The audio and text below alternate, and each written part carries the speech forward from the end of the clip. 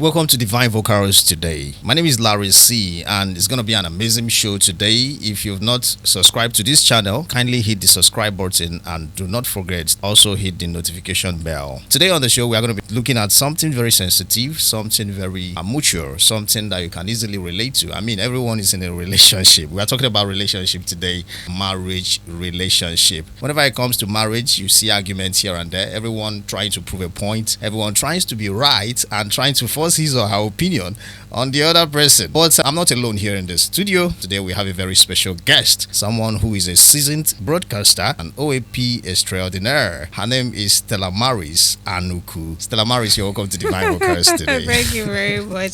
Larry, good to see you. How have you been? I've been like an average Nigerian. I've been well, thank God, health-wise, but then hoping to be better. I'm praying that Nigeria doesn't happen to you. Do you understand? In my father's land, like, hoping to be better. Okay, talking about marriage relationship is always a very hot topic. Sure. The conversation never ends. But what are the factors you feel are responsible for marriages that are failing in our time? I mean, you are in social media, you see things that go on, you see people who come on the internet to complain about their marriages, male and female issues here and there. Every day, even as I speak to you, there's a case on social media, there's a case on Facebook, everywhere. And there's a case in court. And there's a case in court, you know. So, what do you think is responsible for this? Is it that we are not mature for marriage yet here in Africa? I don't even think it's a geographical issue because, I mean, growing up, let me start with growing up, both boys and girls are looking forward to that, attaining that status of being somebody's husband or somebody's wife. Right? And your parents are going to prepare you because they are going to be singing it as a song in your ear. As a girl, do this. Don't you know you are a woman? You're going to be somebody's wife.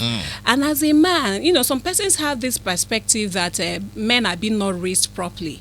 I think it's in this today. Because previously, your father will keep on telling you don't do things like that as a man. They may not use that word as a husband, but they will tell you as a man, this is how you do things. This is how you look after things. So why are marriages failing? A lot of reasons. From my own point of view, marriages are failing because men and ladies are not ready when they think they are ready.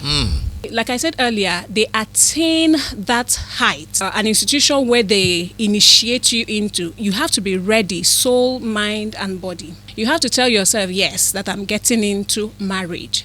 And like in Igbo, they will tell you, like your legs are now inside, both for male and for female.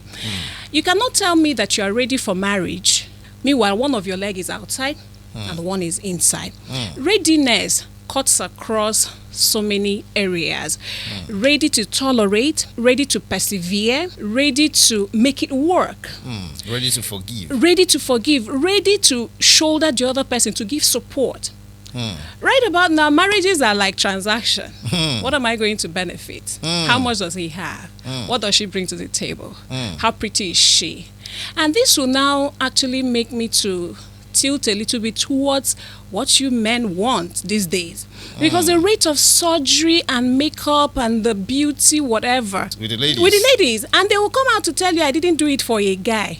Really?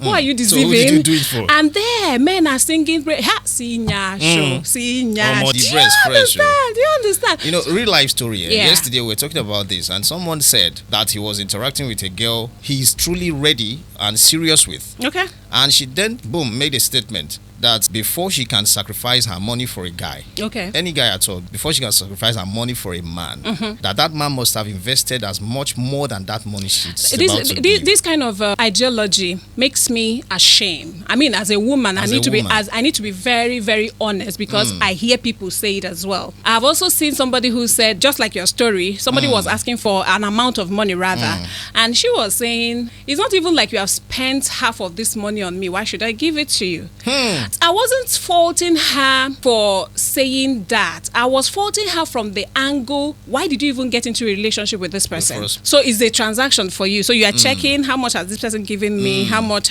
before you now say, okay, I can give him food. I can now offer him a drink and all that. I can actually step in the moral support. So this person is in a problem, is in bege, and you are busy checking how much has he spent on you. So a lot of things have gone wrong. That readiness again could actually be in the aspect of tolerance, like I told you. How many persons, they always tell you forgive, forget, this one and that one, but I've never seen people who persevered and who forgave like our parents and our grandparents. You see all these things happening now, it happened that time. People are you saying, never get to hear it. Do you understand? My gender will always tell you that our mothers took rubbish, that they will not take it. Who told you? Who told you they were not fighting? Who told you that they were? Have you not seen have you not heard stories of your grandmother packing her things to go home, and the husbands having to come and do certain things to bring her back? So they were not taking. If there are people who are soldiers when it comes to marriages, it's our grandparents, because they don't take nonsense. And all these domestic abuse weren't there like it is now. Men do not even understand what it means to be a man. That takes us back to foundation now and parenting. Some people say that parents are also part of the problem. Okay. Because if you look at the parents of now, you go to drop your child off at school, you see mothers who come to drop their children with bomb shots. You see them with multiple earrings, nose rings, some are half naked without bra and all of that. And like they say, a lion cannot give birth to a goat. That's it. Definitely they are going to train those children along that line too. That's for parenting. Then secondly, men that we have now, the foundation in which they built their relationship. Like you see guys, if they want to propose, they kneel down, and a lot of people have criticized that act. What do you think about it? Naibos, the chest and pass. Why will you kneel down to propose to a woman? But then I think our problem is about not asking and understanding whys. Why is in the sense, why were they doing it? Why were our parents, if at all, were not kneeling to propose to a woman? And why are the modern men or the Westerners that we learned it from, why were they actually kneeling down to propose to a woman? Why did they do it? I don't know. I'm not a man. People should do that research. I don't know. Men should do that research. So when you find out a why, then you can actually know whether you are going to accept or not accept, agree or not agree. We have adopted the Western education. We have adopted the Western way of dressing and a whole lot of that, even religion. Because before now, Africans were practicing traditional religion.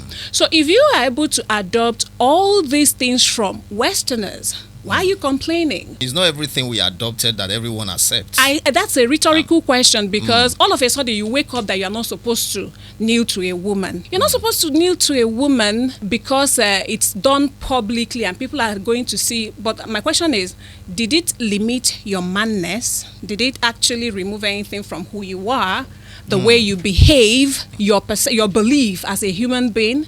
Or do you just want to, display that superiority that you are a man? And that makes me, leads me to this gender equality that people are shouting and screaming. Once you mentioned that there should be gender equality, some of my fellow ladies will see it from the angle that I'm now equal to a man.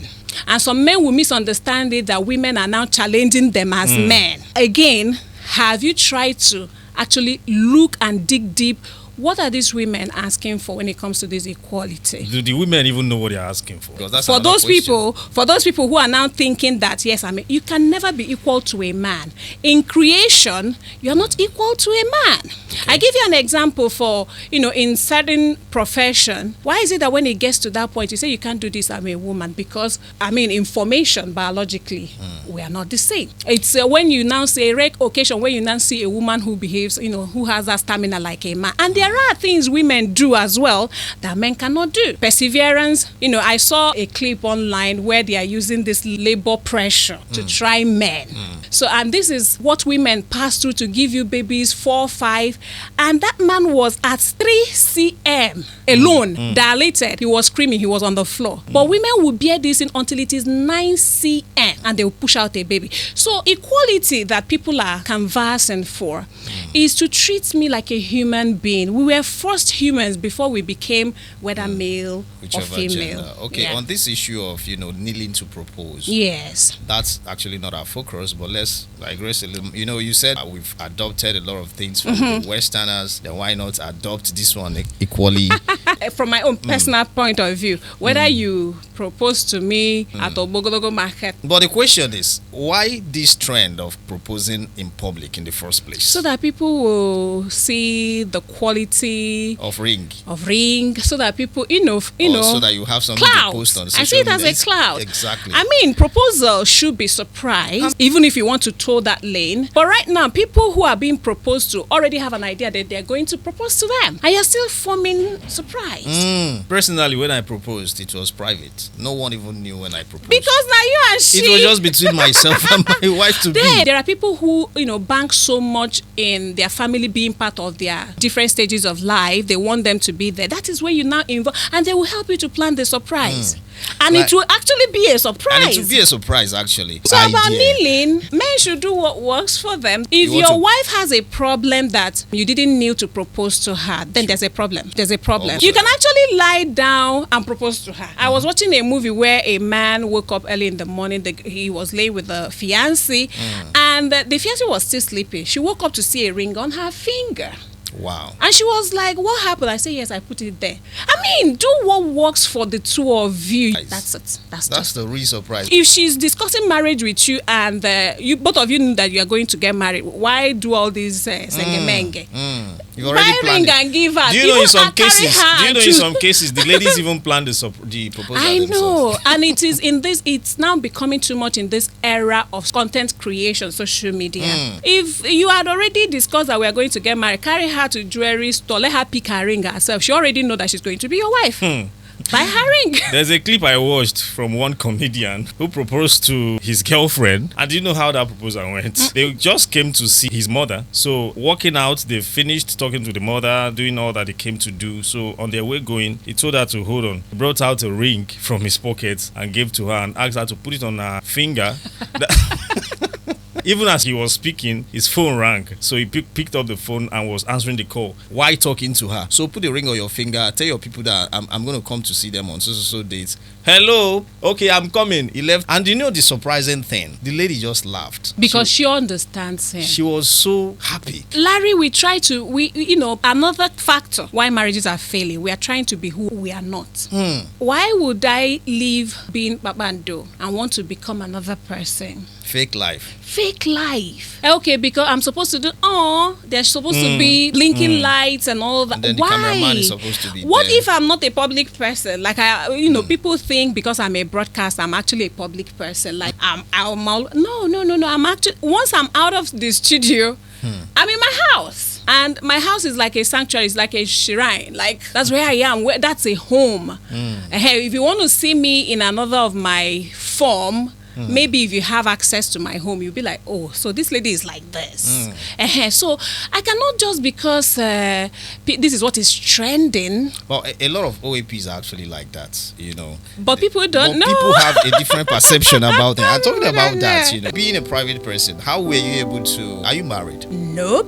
Were you married or are you planning to marry? Or get married soon? How is this response going to be like? I believe so much in marriage. Whichever way. I believe so much. Like, I love marriage.